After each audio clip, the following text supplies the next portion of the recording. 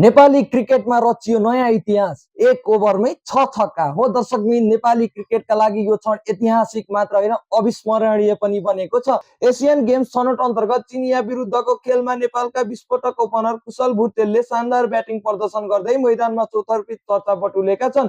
खेलको 9औं ओभरमा चिनिया बलर चेन झुआओ बलिङमा आएका थिए, तर त्यो ओभर कुशल भुटेलका नाममा लेखिएको हो। उनले लगातार 6 बलमा 6 छक्का प्रहार गर्दै दर्शकलाई रोमाञ्चित बनाएका हुन्। कुशलको आक्रामक ब्याटिङ सामु बलर पूर्ण रूपमा निरीह देखिएका थिए। एक वाइड सहित उक्त ओभरमा नेपालले कुल 37 रन जोड्न सफल भएको थियो। सुरुदेखि नै आक्रामक लयमा देखिएका भुटेलले मैदानका चारैतिर आकर्षक शट खेल्दै चिनिया बलरहरूलाई दबावमा राखेका थिए। उनले केवल 43 बलमा 129 रनको विस्फोटक इनिङ खेलेका थिए। आफ्नो इनिङका क्रममा उनले 16 छक्का र 5 चौका प्रहार गर्दै जुन कुनै बलिङ आक्रामकका लागि ठूलो चुनौती दिएका हुन्। कुशलले छिटो गतिमा रन बनाउँदै टोलीको स्कोरलाई मजबुत बनाएका थिए भने प्रत्येक ओभरसँगै उनको आक्रामकता बढ्दै गएको थियो। चीनका बलरहरूसँग उनको ब्याटिङ रोक्ने कुनै जवाफ देखिएको थिएन।